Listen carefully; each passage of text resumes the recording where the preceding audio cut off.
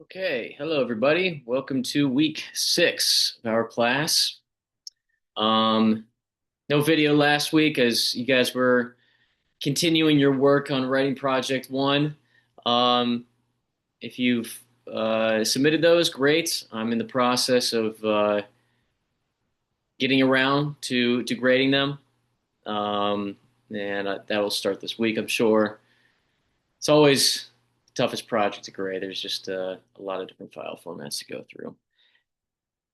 But that's on me. That's my responsibility. So I'll get to that this week. If you haven't submitted it yet, please do as soon as you can, and make sure you've also submitted your reflection with that.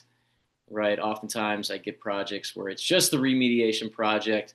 Someone forgot to do the reflection, in which case the grade will just go in the grade book as half credit until I receive that. So if you notice that your grade is like a 75 out of 150 for writing project 1, it is because I am missing something, and whether that's the reflection or the project itself.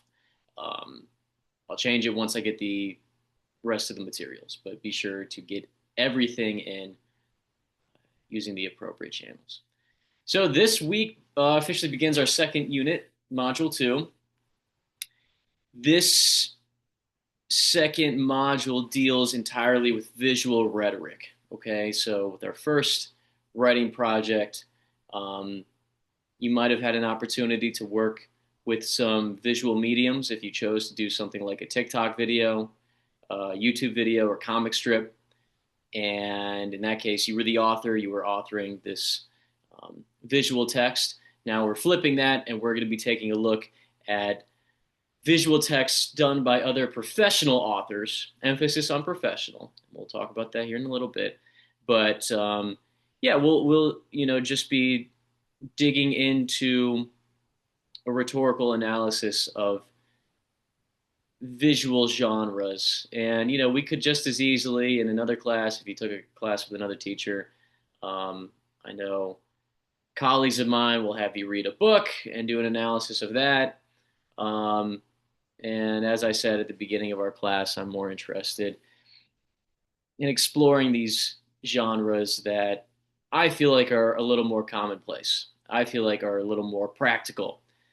And so that's what we'll be doing with this second unit. So in this video, I want to go through the writing project 2 assignment sheet, which we'll do here in the second half. But to begin, I want to start looking at some visual texts. And the kinds of places, the places where I always suggest students find their materials, their source material for this assignment, the ones that work the best, 9 times out of 10, it's either an advertisement, right? So an advertising campaign from a well-known brand, right?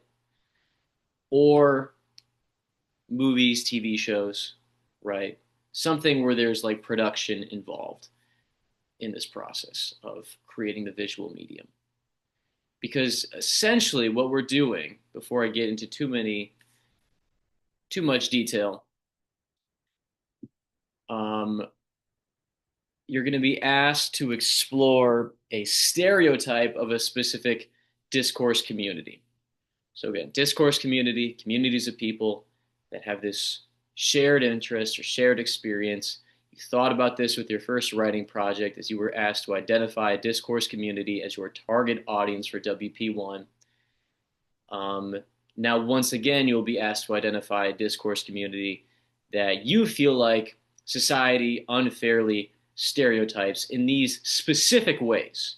And we need to be specific. We want to be detailed about what the specific stereotype is. So, over the course of the next few weeks and the video lectures that will be posted, we'll be running through different exercises that are going to be just following the same sort of process that you are going to undertake when you create writing project 2. So this first exercise that we're going to do in this video is examining some Coca-Cola advertisements. Now, Coca-Cola is a very interesting brand to me because despite this era that we're living in, right, where people are certainly more cognizant of their health and are committed, to leading healthier lifestyles for the most part, and are figuring out, different diets that work for them, lifestyle changes, things that are going to make them overall healthier people. Despite all of that, Coca-Cola remains as this titan of industry. They have this stronghold on the beverage market that just cannot be matched. If you look at the stats, if you look at the numbers, Coca-Cola is just dominant in this segment. And I find that very interesting because there's so much competition, right? And it seems like there's so many efforts to try to undermine what Coca-Cola is, what their product is, get people to stop drinking soda, um, and yet they still are so successful. And you have to think that the advertisements are playing a role in this. And yes, Coca-Cola has been around for a very long time. So they've established themselves as this leader um, for well over a century, right? I mean, they've been doing this for a very long time now. Um, but I like to, use this text. I like to use this brand to spark our conversations about WP2 uh, because it tends to be one that really it's easy for us to kind of like identify stereotypes that exist about people who drink Coca-Cola. It's easy for us to identify the appropriate sort of typical places where we expect someone to order a Coca-Cola, to drink a Coca-Cola, and their brand is very aware of all of this stuff, right? And in some cases, they use it to their advantage. They use it perhaps even to manipulate their audience, to manipulate those people that are so loyal to them, that are so loyal, such loyal customers. And so that's how I want to begin this exercise. So before we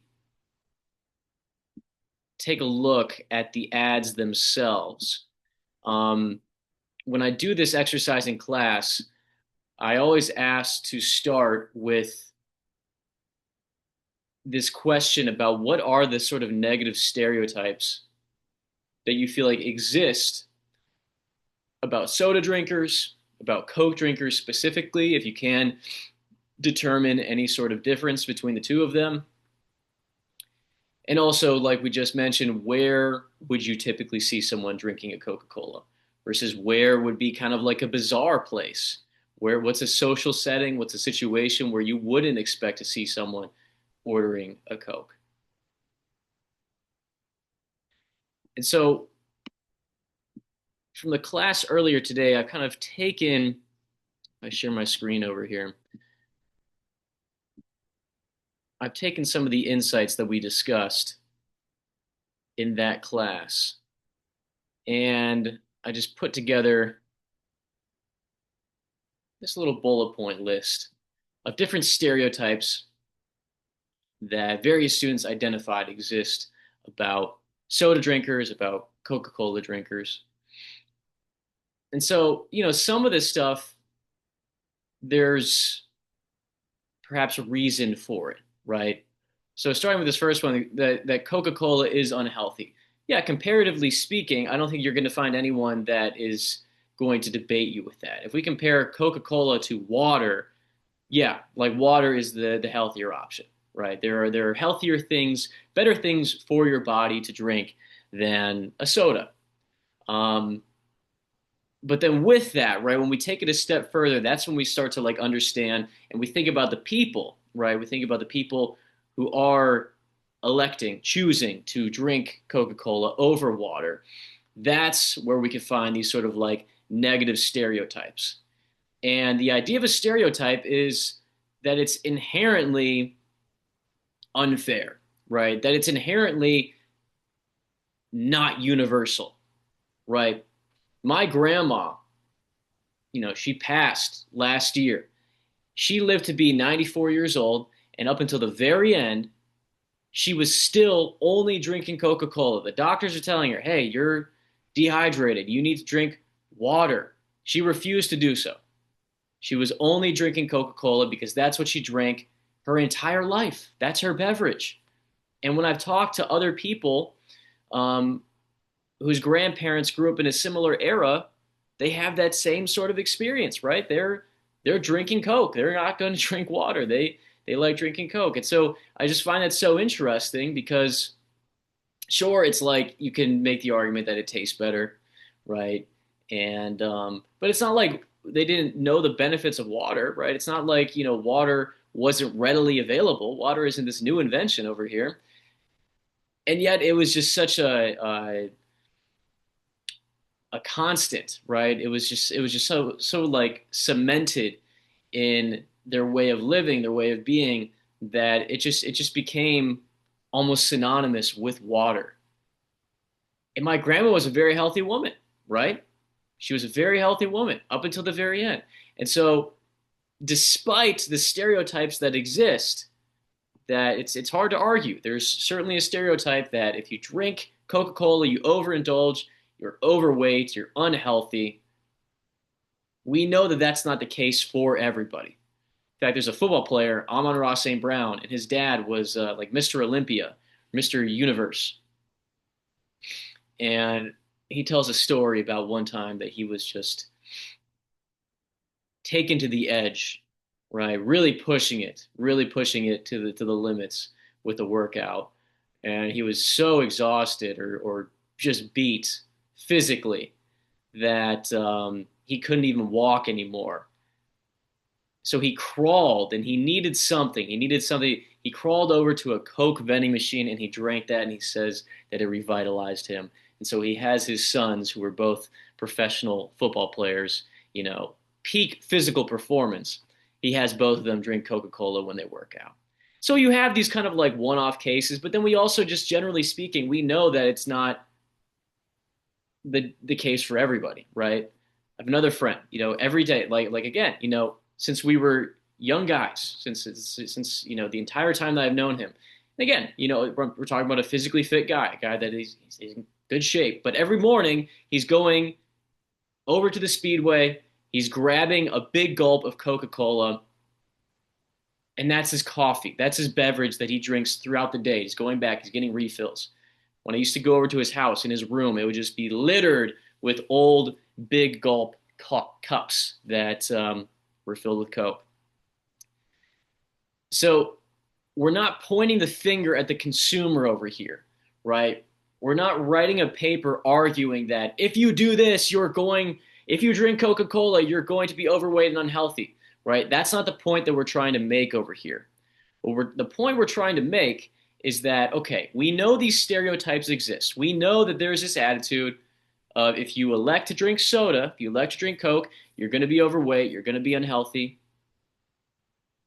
Maybe you're going to be unhygienic, because any dentist will tell you that overindulging in soda is going to cause cavities, it's going to cause tooth decay, and maybe that leads to other poor hygiene practices, because maybe in general, soda drinkers could be considered lazy if they're choosing to drink this sugary beverage that might, burn them out, maybe gives them a little bit of a sugar rush, but ultimately is not good energy for the day. Perhaps also they're choosing other bad decisions. They're living a sedentary lifestyle. They're stuck in their ways. If these attitudes exist, where are they coming from? Some of it is science, in this case, right? Most of these that we're exploring, most of these stereotypes are not based on any sort of scientific research. We just said water versus Coke, water's a healthier option. But it's when we take it a step further and we say, oh, universally, Coke drinkers are unhealthy people. They're unhygienic. They're lazy. That's where the stereotype comes into play. So again, we're not blaming the consumer. We're not blaming the person who's a part of the discourse community. What we're trying to trace is the origin, or if not the origin, just where in media does this exist? Where in media does this attitude exist? And so in this case, since we're starting with the brand, it makes sense for us to do an audit of their advertisements, right? It makes sense for us to look then at their ads. These other ones that we came up with as well. If you go to the grocery store and you go down the soda aisle, you're gonna see the little like mini 6-pack cans of Coke, and they're like $6.99, $7.99, $8.99 for the 6-pack of the minis. And then you look on the top shelf and you see the 2-liter bottles. That's just more volume. It's more soda. And it's better bang for your buck. Those are $1.99. What sense does that make? What sense does that make? And so it kind of plays into that idea that, well, we know for a fact that healthy food, eating organically, eating sustainably, right? Having this sort of diet that is better for you, it's going to cost you. It's more expensive to afford those foods that are healthier. So perhaps there's like an attitude that Coca-Cola drinkers, those that are electing to choose not only Coca-Cola, but go and buy the big 2-liter of Coke, are low income. And it's just the easier option, right? It's just the cheaper option for them. And ultimately, this does culminate in an idea, potentially, a stereotype, that if they're choosing all these things despite all the research that's out there, despite knowing that these could be repercussions, despite knowing what society thinks of them and how they stereotype them, they might be low IQ, right? They might not be very intelligent because they're choosing to do these things as opposed to another. But one that we didn't mention, addictive personalities, right? Kind of like my buddy. Okay? He uses the Coca-Cola like it's his coffee, his morning coffee. And so if you have that sort of addiction, it's just a caffeine addiction, right? We're not talking about heroin or something more extreme, but perhaps it leads then to other poor choices. It's almost like a gateway, right, to other poor choices. And they're perhaps stuck in their ways, like we mentioned. So those are the stereotypes about the Coca-Cola drinker community that we as a class came up with. And then this question as well, where does one drink a Coke? What's like an appropriate social setting? Well, it seems like it's obvious. Fast food restaurants, McDonald's. People have said that the McDonald's Coca-Cola tastes better. And I think that there's actually some validity to that because they use some sort of extra syrup function in the soda dispenser that other fast food places frown upon or don't allow their employees to use. In fact, I had a student who worked at Culver's, and he said there was a way to like rig it up to give it more syrup, but when he was caught doing it, they kind of accosted him. They said, "Hey, don't do that." So fast food places, right? Ordering it with burger and fries. That makes sense. Family events and like informal family events, right? Not talking about like a gala, but like, a barbecue, a cookout, ordering pizza, and you get the 2-liter with the couple pizzas with the coupon. Sporting events, going to a ball game, ordering a hot dog with a Coke, and then movie theaters, the other one, right? Got that salty snack, got the popcorn, chowing down on that large bucket of popcorn. You got to have a nice fizzy beverage next to you, the salty and the sweet, to quench that thirst. So this is what the class came up with, and typically like this is what comes from that conversation, and I'm sure that you guys would have the same sort of thoughts. So with this in mind, right, Coca-Cola isn't blind to this stuff. Coca-Cola does their market research. It's one reason why they're so successful. That market research then gets turned eventually into a campaign, an advertising campaign. And all of those insights from the focus groups that they do and just following the discourse on social media, or like, people reacting to their brand, their campaigns. That's what fuels the decision to create an advertisement how they do. It's not an accident. It's not just, hell, we're just going to throw this image of a Coke out there and let's hope that people buy it. Advertisements are great for this project because the clues are in there, right?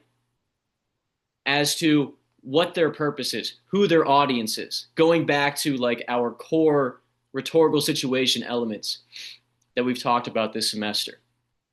The clues are always in there, whether it's a commercial or a print advertisement. If the ad is doing its job, and Coca-Cola does as good of a job as anybody, as any other brand, then we'll be able to figure out, all right, well, clearly, yes, they're shooting for people that drink Coke, right? And we could say, well, they just hope that everybody drinks Coke. Of course they hope that, right? That's never going to be the case because people are just, they're never going to get everybody on their side. But it's deeper than just saying, well, they're just trying to like, get people that drink Coca-Cola. No, there's something to it. There's a twist, right? And whether you view that twist as, you know, genius or manipulation, there's always some sort of a catch, right? Something that makes it catchy before it gets published online, print media, as a commercial, whatever it is, whatever shape the advertisement is taking. There's this arduous process that goes into deciding who are we targeting with this? What are we trying to say? What are the attitudes that exist about our brand? And do we want to lean further into those? Or perhaps do we want to try to pivot away from those and convince people otherwise? So let's see what these ads are doing. I've got two of them for us. They're both a little bit older. This first one, I believe, is from the 70s, but it's a print advertisement. And, in a moment here, when I show it to you guys, I want you to just think to yourself, what's the first thing that I notice? What's the first thing that I see in this advertisement? Okay.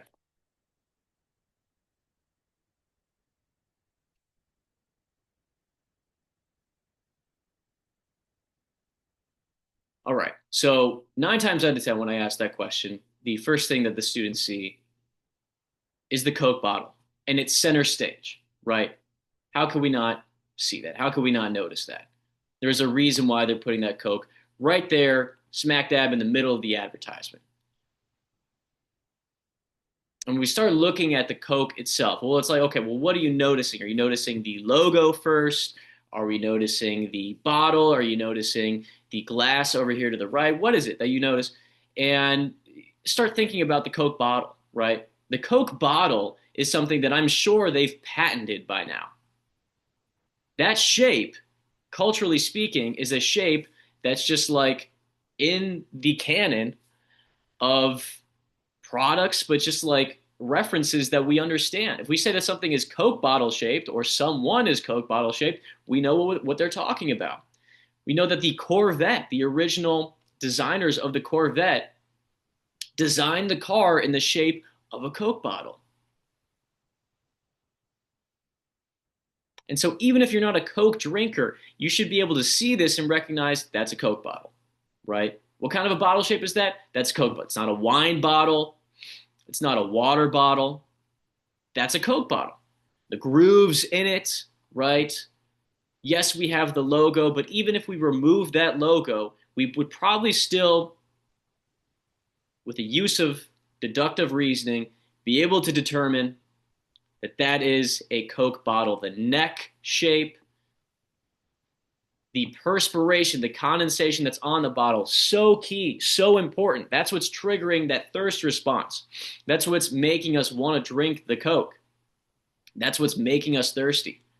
And right next to it, that Coke glass, same deal, right? I'd assume that's another one that they've kind of patented, that shape of glass. My parents have like a whole collection of Coke glasses, or a set that they bought. And it's like that kind of like old school, like drugstore soda fountain, soda counter kind of glass where you get like a Coke or a Coke float, and it's that shape, right? Once again, that's okay. Well, that's not like a Pilsner glass. That's not something you would pour a beer into. It's not a cup. That's not a water glass. That's a Coke glass. So that's one thing that Coke does really well already off the bat. And in this advertisement specifically, we recognize that, right? We see it right away. It's center stage for a reason because that's the main product. But of course, that's where our eye goes and we can recognize it. We are familiar with it. We understand that's a Coke bottle. I trust that's a Coke bottle in my years of life, years of experience. I know that's Coke. So what kind of colors are we noticing here? Right? I always ask, is there a season that we feel like is radiating from this image? We have reds, we have kind of like these deeper oranges that have like this maybe the slightest bit of like burnt yellows. Darker colors as well, highly contrasted, right? Lots of shadow work that's happening here in this image, which is fascinating because it's an image that's surrounded with food. And when we see food advertisements, have you ever seen like one of those behind the scene videos of a food advertisement? We know that there's so much work, so much manipulation that goes into making the cheese pull on a slice of pizza be so gooey and stringy without breaking, without ripping. It's because they're using glue on the cheese. Why the burger, why the Big Mac, why the Whopper, how it looks like the burger is just like burnt crisp to perfection while still being juicy. And the lettuce, the tomato look crispy and moist still, but without sogging up the patty, sogging up the bun. And that's because they got a little spike that's their dead center. It's keeping all the ingredients, acting like this barbaric toothpick, holding everything together. And they're painting on shades of brown and black on the patty to make it look more seared. And they're also pasting, gluing all the ingredients in a very specific place so that it rests just so. And when we see these commercials, they're in the spotlight, right? They're not behind shadows. They're like, they want us to notice it. Say, damn, that looks good. I want to eat that. Now, that's not what's going on over here, at least with the accompanying food items. So all these shadows are kind of the antithesis of what we normally see in food and beverage industry advertisements. Aside, of course, from the Coke bottle, that clearly has some sort of a light source that's meant to draw attention to the texture of it, to the logo, the color of it. So what food items are we noticing? We have this sort of autumnal color. We're pairing the Coke with, I guess, fruits. Suppose this is cheese over here. We have fruits and cheese. Maybe we could assume this is crackers of some sort of bread. All right, so fruits, cheese, bread, or crackers. We're sitting on kind of like a surface that looks like it's made of wood. Very interesting. We're not plating this stuff. There's no placemat. We're putting food, cheese, beverage, Coke right on the table itself, on this wooden table. There's almost this kind of like whimsical carelessness. It's very purposeful, very intentional happening here, where it's like, the fruits are kind of like overturned onto their side and spilling out of the bowl, you know, that's like intentionally sloppy, but there's still kind of like an elegance to it, right? It feels very rustic, you know. Feels like I'm ready for a feast. And so I guess going with the autumnal color palette, then folks have said, well, this feels almost like a Thanksgiving dinner, a Thanksgiving feast, or a Christmas dinner, a Christmas feast, right? that they're setting up over here. That's kind of the scenario. That's the premise.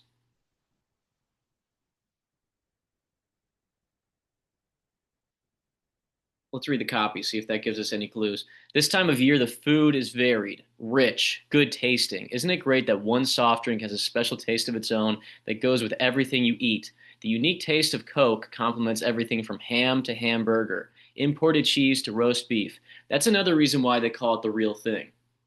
The real thing. All right. So we have this slogan. It's the real thing. And once again, this has been a campaign slogan that Coke has been running with for a very long time. And to this day, they still do like variations of it. Um, it's the real thing. Which one of those words do we feel like is the most important word in that slogan? It's the real thing. We can't ignore real. Real carries a lot of significance, right? And so in class, we were talking about the difference between connotative and denotative definitions of a word. So denotative is like your Merriam-Webster dictionary definition. This is what that means, and then like synonyms. And then connotative are like culturally speaking. If we think back to like rhetorical situation concepts like culture and context, right? What are some other things that we like associate with this word? What are emotions that we associate with this word? And so in class, we came up with a lot of good stuff, right? Denotative stuff, it's like, well, authentic. Authenticity feels like that's a synonym for real, even like a definition of the word real. Trust building. And how important is that for a brand? Like we said, about the sort of dichotomy of Coca-Cola existing in this health enthused generation and still being so successful despite inherently selling an unhealthy product. Well, is it because maybe even though we think it's Coca-Cola might be a little bit unhealthy, is it built on trust though? Is it built on previous generations? Like I mentioned, my grandma drinking Coke, having Coke in the household when I'm going over there growing up. Is trust one of these things that's passed on through time from one generation to the next? Is real something where it's like it's right in front of me? It's right, it's concrete. It's not something abstract. It's right there in front of me. That's an interesting point because we know this is a Coke bottle. We know this is a Coke glass. It looks very familiar. It looks like all the other commercials. We could probably assume this is an apple. Maybe this is a pear. Kind of turn on its side. We get these shadows over here where it looks like the shape is continuing, or if this is rounded out, maybe it's another kind of fruit, another apple or an orange or some sort. Okay. Then what kind of fruit is this? Are these Concord grapes? Are these cherries? Are these blueberries? If you've been to the grocery store recently and you're a blueberry fan, the blueberries are getting very large. The blueberries are giant. So it's not out of the realm of possibility that these could be very big blueberries as well. We're not 100% sure. What kind of cheese is this?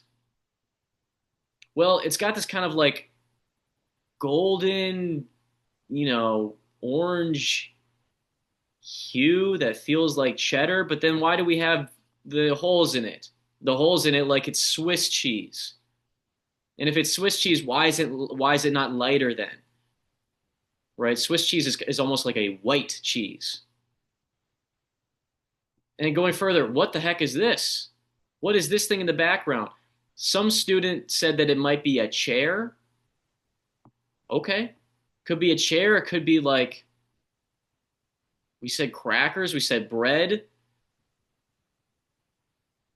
If that's the case, is it more cheese? What's this down over here? What's this shape that seems to be jutting in that we can't ignore? Round it off. They're in the shadows for a reason. They're abstracting these shapes, distorting them for a reason.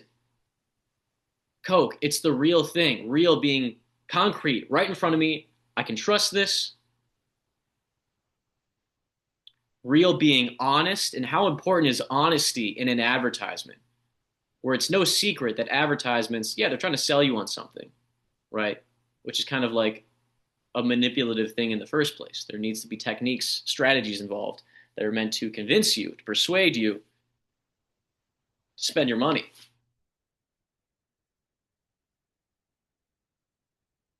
But if I trust Coke and I feel like they're being honest with me, then maybe I'll be more inclined to believe whatever they want me to believe.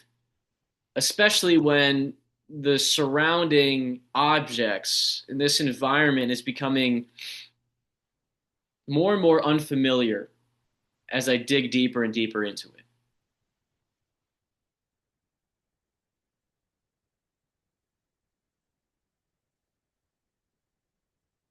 So if we have cheeses and fruits, fresh fruits, we're serving them on kind of like this wooden table, a wooden board, a cutting board, and arranging it in this way that feels rustic, careless elegance, effortless elegance. Cheese and fruit. What kind of a beverage do we typically serve with that? Wine, right? Wine and cheese, wine and fruit, right? This is almost like a charcuterie board. We're serving wine with a charcuterie board. We're serving wine at dinner, a fancy feast. We're serving wine at a Thanksgiving dinner. This isn't us at a barbecue. This isn't us at the movies. This isn't us at a ball game. We're not ordering food in. We're carefully curating this meal to impress, to show off. It's just as much about aesthetics as it is about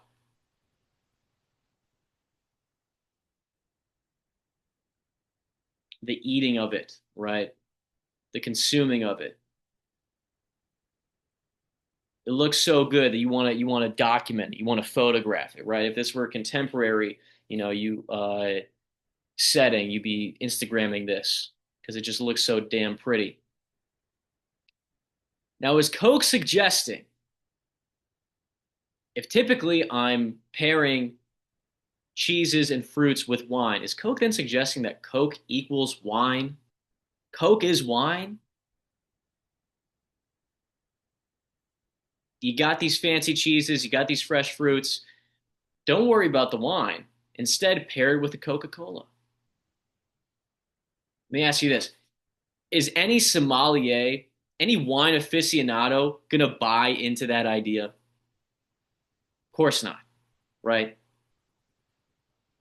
They're not going to believe that. They see right through that. That's BS. Who then might buy into that? Who then might believe, okay, if I'm going to host this fancy party, if I'm going to go to if I'm going to be a guest at a dinner party, or if I'm serving company that I want to impress, who's going to believe that Coke equals wine? It's these consumers. And this is where we start to figure out, okay, is this a stereotype of their community of consumers, of Coca-Cola drinkers? Are they perhaps thinking that they're both low income and low IQ, people that aren't necessarily used to this elegant lifestyle, that are more used to ordering the Pizza Hut deal in with the coupon, getting the 2 liter of Coke,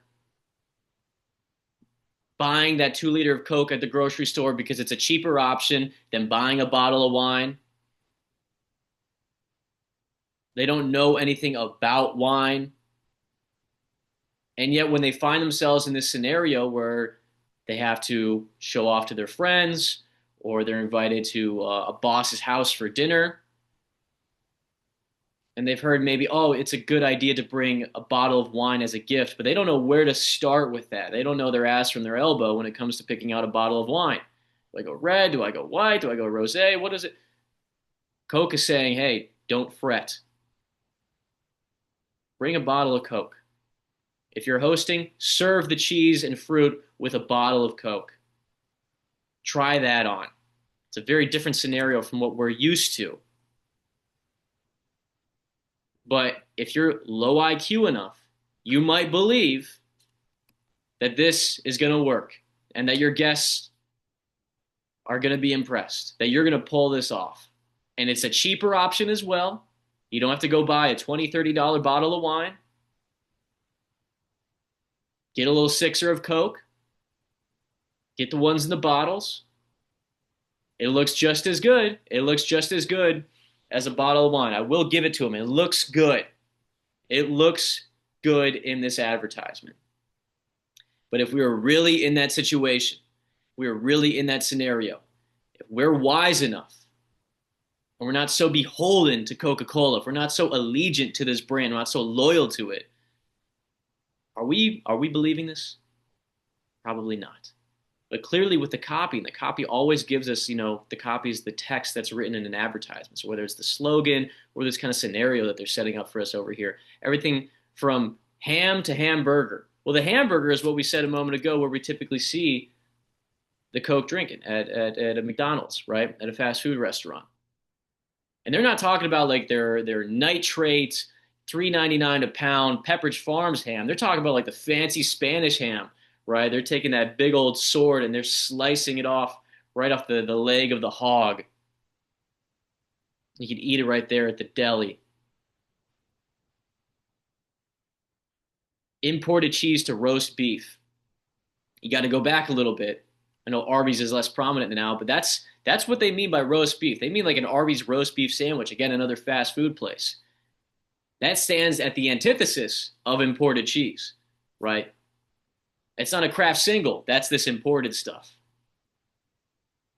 But when we pair it with all of these things that are meant to be charcuterie board, this, that, and the other, it's like these things, maybe not only are we not really familiar with them, but the items themselves feel manipulated in this way that is meant to confuse and make us question, well, shit, that doesn't look like real cheese. That looks very purposefully waxen or fake or like a cheese that doesn't exist or just obscured to the point where I don't even know what that is. And it's making me nervous. It's making me feel unsettled. So what do? I return to the bottle of Coke. I return to the glass of Coke because those are familiar. Those I can trust. Those are the real thing. And so I might suggest that real, as significant as that is, the most important word is the. Because we're not just suggesting that it's Coca-Cola is a real thing. We're suggesting it's the only real thing, as evidenced by this image. And perhaps, reaching here a little bit, the cult of Coca-Cola, the only real thing in your life that you can trust. Seeing is believing. I see this Coke. I know that this is the real deal. The rest of those, I'm either unfamiliar with this scenario or the items that are placed here look purposefully fake and I can't trust them. But I can trust that this is Coke. It's the real thing. And they do variations of this nowadays. They do like It's Real Magic is one that I've seen recently, which I can only chalk up to like, a wave of new age spiritualism that seems like has kind of been ingrained, into Western culture a little bit, that might be what they're shooting for with It's Real Magic now, but real remains. And so it's very interesting. You can say the same thing. Well, is Coca-Cola magic? Is Coca-Cola real magic? Are we buying that?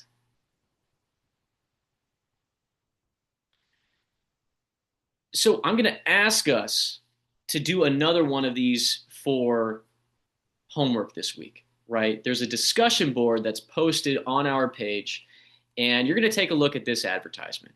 So another one, this is like a decade later, but we have the same sort of approach, right? And so I won't say anything about this, but just the same way we outlined all those observations that we noticed from the first ad, and ultimately came up with this idea that Coke equals wine, and we're trying to sell this idea of elegance, we're trying to sell this idea of rustic charcuterie board. Think about those same premises and then apply them to this advertisement. What are they saying about Coke in this ad? What are they likening it to? What kind of a scenario are they presenting? Who are the consumers that they're trying to reach with this one? If the consumer over here, if the consumer scenario is like, well, we want wine aficionados, but we know that wine aficionados aren't going to go for it. So instead, we want our low IQ Coca-Cola consumers who are trying to put on a front as though they know wine. What then are they doing with this advertisement? So that's this discussion board, which I'll go ahead and I'll make available now. And this is asking for, go create a thread this week. So I'll have this due Saturday night. I know that, Friday night is Halloween. So go have fun, go to a party, go trick-or-treating. But I'll ask you to analyze this Coca-Cola ad. So who do you think that Coke is marketing to with this ad? What message do they want their target audience to believe? What do the images in the ad represent, and how do they contribute, again, to cultural attitudes about Coca-Cola / the Coca-Cola consumer? So point to specific visual as well as linguistic. That's the copy, right? The textual evidence, the written words, elements from the advertisement to build your argument. Refer back to this video if you need help. We're shooting for about 100 to 150 words. So give me everything that you're noticing, right? Try to really unpack as much as you can. You want to be specific with certain points of interest in the image.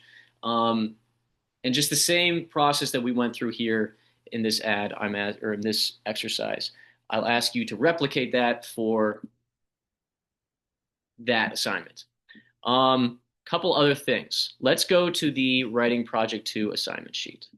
So with this, you are being asked to find 3 visual texts. So if I were doing this as my project, this Coca-Cola project, I could choose this one, I could choose this one, then I would choose one more. 3 total, no more, no less. Emphasis on no more. Oftentimes, students will ask to do more because they haven't reached the word count. I promise you, if you are being thorough enough in your hyper-analysis of these visual texts, 1,200 words should be easily doable, okay? You should be able to reach that word count if you're being thorough enough. And that's why we're doing these practice exercises. I'm trying to give you as many resources as possible to refer to so that you have that to build your argument. So you're choosing 3 texts. Once again, the ones that I know work the best are advertisements and movies and TV shows. They need to be mainstream. They can't be something, if you're choosing a niche community already, something like soda drinkers, I can't go further niche into the visual texts and look at like some one-off social media account that makes like jokes about Coca-Cola, right? Memes are already divisive because oftentimes they're coming from like within the community themselves. I had a student who wanted to do something about stereotypes of mechanics, and he looked at this meme page on Instagram called Mechanic Memes, and that doesn't really work. One, because it's not mainstream. We can't make the argument that that's really influencing our cultural perception of mechanics because it's just too like hyper specific. Like no one's following that page. But also it's coming from within. And so that doesn't feel like this cultural stereotype as much as it's just like an inside joke where people are like practicing self-deprecating humor and just like making fun of themselves and the people within that. That's totally different than a movie stereotyping some specific group of people in the way that they're presenting them in this kind of like off-putting manner, right? There's a distinct difference between those things. So I want to think big picture about this stuff, and it has to be from a mainstream source. And so that's why we're running through these exercises and doing what we can. But I promise along the way, I'll be sure to remind us about this over and over again so that, since there are so many moving parts to this, I just want to make sure that we feel solid about this. In particular, your text should present a stereotype of a certain discourse community. Okay? Ideally, we're looking for ones that are this word dramatized, right? So a movie is dramatized because there are actors. The people that are in a movie, unless it's a documentary, right, are acting. They're not actual members of whatever character their community belongs to, or whatever community their character belongs to, rather. Um, they're acting, right? They're putting on a show. And oftentimes they're doing it way over the top. And so that's why it's easy for us to point to that and be like, I can criticize that because they're doing this. And that's feeding into this sort of like stereotype about this group of people. So that's why movies and TV shows work well. And we've already explained why advertisements work so well too, because they often think, um, you know, they put you in a box as a consumer, right? They think not only in demographics, but like they try to, just summarize your wants, your interests, and then from there influence you to just buy, convince you to buy their product. But that's the sort of the skepticism about the cynicism about advertisements. So those typically work the best. Um, we're shooting for 1,200 words, right? Just a shade under 4 pages, double spaced. Sunday the 23rd is what we're looking at as a due date right now. So that gives us, lots of time, a little less than a month to just run through examples, run through exercises, and we're keeping this week pretty straightforward. So this week I am asking you to do the discussion board. Think about um, your idea, right? Start workshopping ideas. Next week, I'm going to ask in the work for week 7 content for you to send me your idea, just so we can start unpacking the stuff and like seeing like if it's going to work. If not, then how can we pivot? So read, in addition to the discussion board, read this student paper. This student paper explores the idea that bodybuilders are barbaric. That's kind of like his stereotype that he's running with. And he looks at a Planet Fitness commercial to communicate this. Take a look at this student sample because we're going to reference that in next week's video lectures. Also, this writing a thesis statement link from UNC Chapel Hill is useful as well because a huge part of this assignment is writing a thesis statement properly, and we need to kind of like establish a foundation about like what a thesis statement entails, what it's supposed to do, before I give you the specifics about what your WP2 thesis statement must do. Smells like someone's smoking cigarettes in my apartment. Um, so do those, read these 2 things, do this discussion board for the week, review this assignment sheet, and start thinking about your ideas for this project. Email me if you want some feedback on stuff. Keep working and get your WP1s in ASAP if you have not done so yet. And that's all I have for this week. All right, so have a good rest of your week, and I will, see you on the other side.